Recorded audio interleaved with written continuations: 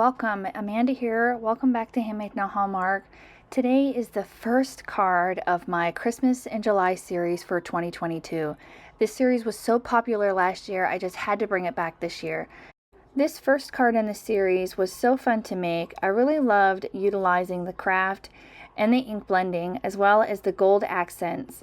I really hope you enjoy the card. Let's get into it. Today I'm using a stencil set that I got last year and I used in my Christmas series. It's the Create in Quads Mistletoe stencil set. Last year I created the mistletoe in kind of a red and green, so it didn't really look like mistletoe. For this card I wanted to really try to emulate the mistletoe colors, which are green and white. That's how mistletoe is grown and that's what it generally looks like. So I took out the stencil and I used some pixie spray to make sure it held down really well. And I'm using my regular distress inks as well as a few oxide inks and some pigment inks. I really like the idea of kind of mixing inks. Now I didn't mix or reuse the blending brushes. I kind of swapped them out so I didn't kind of cross-contaminate anything. But I started out with this old paper. And I did kind of a light hand to start with because I didn't want to overdo it before I put on the secondary layer, which is another layer of color, which I'll go back later and darken this color in. Next I'm using Rustic Wilderness, and I think this is a really beautiful green. I do apologize if my head gets in the way. I just wanted to make sure that this was nice and lined up. Going in with that Rustic Wilderness, and this is when I decided that this was a really deep green, and as they dry, they do dry back just a little bit.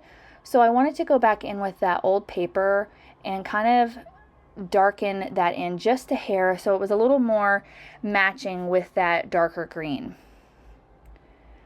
Hindsight, maybe I'll use a different color next time, but I really like the way that these two look together and I think it turned out really great. I really love the way that this first card turned out, and my goal for this series is to add some gold accents. Like I did in the garden series, I added some gold wherever I could, and I'm going to try to do that here with this series. Now, one or two cards may not have any gold just because of the style of card, but majority of them will have some sort of gold accent in them. For the berry portions of the mistletoe, I'm going in with Hero Art's Unicorn White Pigment Ink. Now again, this is a pigment ink, and at first it's super bright, but as you can see, it really starts to fade back as it dries. And I really like that because I was kind of going for more of a muted antique-y look. And for the last layer on this is kind of the shade or the shadow on the berries. I went in with Weathered Wood Distress ink, which is a nice kind of like I guess it's like a bluish green color. And at first I was like, I don't know if this is going to work because I don't have any gray distress ink, which is really weird, so I make sure I put that in my cart next time I decide to buy some supplies. But I really like the way that this particular color turned out with the colors that I have already going on. I really think it matched well with the aesthetic that I was going for, kind of more of muted colors. I really just think they went well together. So I used a small blending brush for this and I went over top of all of that, and I really, really love the way that this looks. I think it looked so fantastic. I was so pleased with it, and I really want to use these color combinations again. Once I was done with all of my ink blending, I hit it with my heat gun just to make sure that it was nice and dry because I am going to die cut it, and I didn't want to have any contamination on my die cutting plates. Once that was all dry, I trimmed it out using my paper trimmer to a nice A2 sized card base. Next, I'm taking the Simon Says Frames die. This is the thinnest frame in that set, and again, I apologize if my head gets in the way. I wanted to make sure that this was nice and centered on my card. This is, if you follow me, you know that this is one of my favorite dies to use. I really like kind of featuring a frame that draws your eye in and adds just a little bit of interest to the card. If you wanted to simplify this, you could totally leave this step out and move on, but again, I love the way that this looks. I think it adds to the kind of simple elegance of the card, and it just helps you add that gold and that shine. Gonna get that run through my die cutting machine here, and this can be pretty scary. If you've never done it before or you've never trimmed apart something that you worked hard on, it can be a little bit scary, but I think the end result is totally worth it, and I think it is just fantastic. Gonna go ahead and remove that Post-it tape very carefully so we don't peel up any of our cardstock or any of our ink that we put down earlier, because this is some really good Post-it tape, and especially when you run it through that die cutting machine, it can really stick down. So there's our outer frame, there's our inside piece, and then you can see on the inside here is a really thin frame. So you could keep that if you'd like, maybe put it on the inside of the card. I have done that in the past, but today I just wanted to go ahead and remove that. Next, I'm taking some gold cardstock. This is from Tonic, and I'm going to cut that panel using that frame again. And again, this seems like a really bright and super shiny gold cardstock, but once you thin it down to this really thin frame, it really kind of, I don't like to say it dulls it down or it mutes it. It doesn't make it so intense, and I think that's why I like it so much, especially using it for thin die cuts or greetings or anything of that nature. I really think it keeps the shine, but it doesn't make it so intense. I'm gonna go ahead and remove that, and I'm gonna die cut my greeting. This is the Merry die from Simon Says. This is another favorite that I used last year, and I just think it is so fantastic. I love the little frame that comes with it as well. It adds to the frame that we already have going here, and I think it just looks so perfect. Now I wanted just the Merry to be gold. Now you can keep that outer portion as well and do some, inlay die cutting with that. But I just decided I wanted the Merry and I wanted the frame that goes with it. I'm also going to be taking some vellum and I'm going to be stacking it up together. Now I started out with 2 and I decided to go ahead and use 3. Here you can see that I started using a tape runner. And the only reason I used a tape runner is because my glue stick, for some weird reason, was not working. Like, it got all gummy. I think I left it out. So I had to leave it sit for quite a while before it kind of went back to its normal state. So here you can see that I've only got 2 layers of vellum stacked up, and then I'm going to add a 3rd layer later on. I wanted to get my greeting put on here just to see if I really needed that 3rd layer, and I'm glad that I did. So what I'm doing here is I'm using that inner piece to help me get the main Merry words lined up. I really like this with dies that are set up this way because it really helps you get everything nice and lined up. I'm using my reverse tweezers to help hold on to this because this is a really thin die, and I want to make sure I got adhesive all over the areas that need to be sat down. Using some Barely Arts liquid adhesive here. This is another favorite because it does dry clear and it holds pretty fast. You do get a tiny bit of wiggle room, maybe a couple of seconds, but generally it sticks pretty well. Once I had the Merry exactly where I wanted it, I went ahead and removed that outer portion. Again, I do apologize that my big head gets in the way. I totally forget that the camera's there and that my hair is humongous. So again, I do apologize.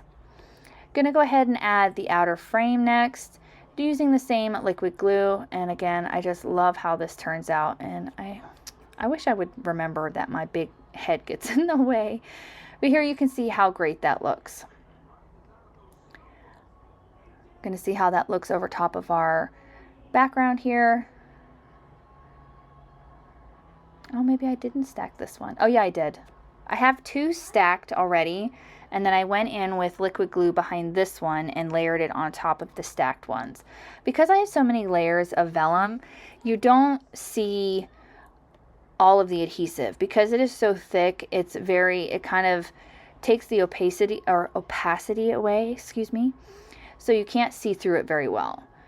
And again, I'm just kind of playing around and seeing how many layers of vellum I need.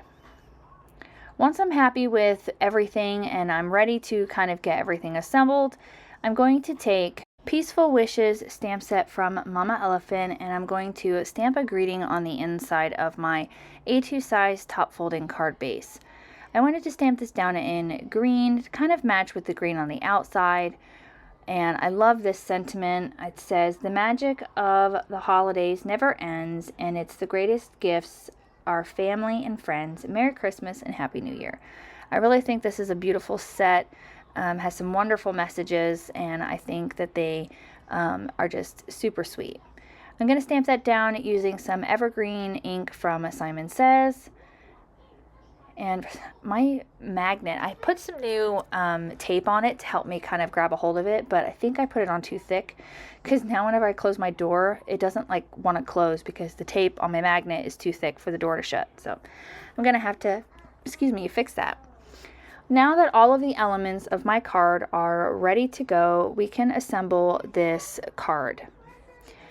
Gonna press down that seam just to make sure everything lays nice and flat, and we're gonna start adhering these frames together. I prefer using liquid glue for this step just because it gives you a little bit of wiggle room to get everything lined up. You could easily use tape runner or anything like that, but I truly like to use liquid glue because I have a hard time eyeballing things, and if I use liquid glue, it kind of helps me wiggle things in the right area.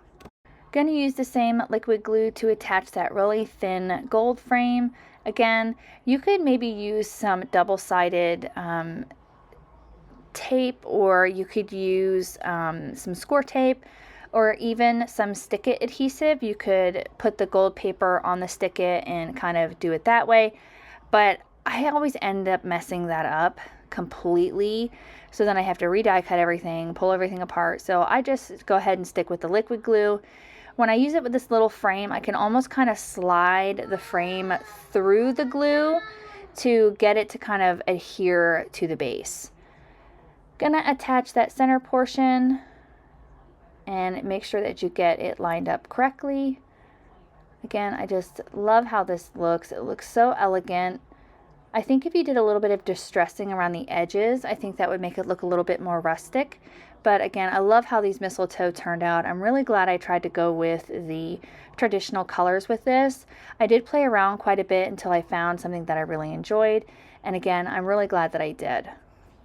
So here you can see I've got my Mary die, and I wanted to add some 3D foam tape to kind of pop it up. But I was worried you were going to see the foam tape through the die cut, and I did. So I very carefully peeled that off, and I went ahead and added some more layers of vellum.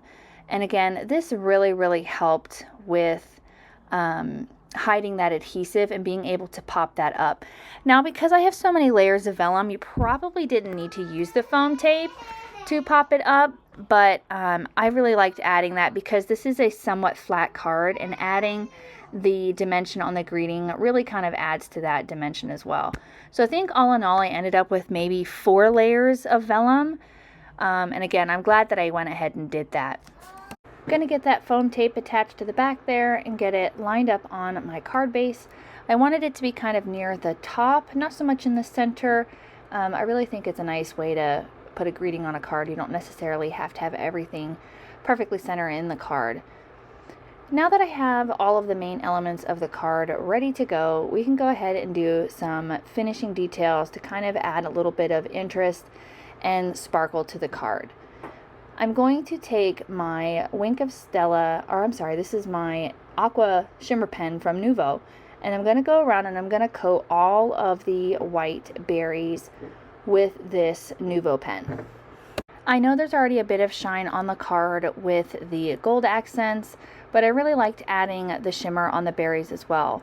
The last thing I'm going to do is I'm going to go around and I'm going to tediously coat all of these berries with some Morning Dew crystal drops from Nuvo. And I really think this adds a little bit more dimension to the card, as well as some interest to make them look a little bit more like berries. I'm going to take that, I'm going to tap it gently on a card, or excuse me, on an ink pad to kind of round out those Nuvo drops. And that will finish up this card for today. I am so happy we have made it to July. We're halfway to Christmas, and I really hope you enjoyed this first card in my Christmas in July series. I'm going to link to my series from last year, and I can't wait to share with you the next one. I'll see you guys again real soon. Bye!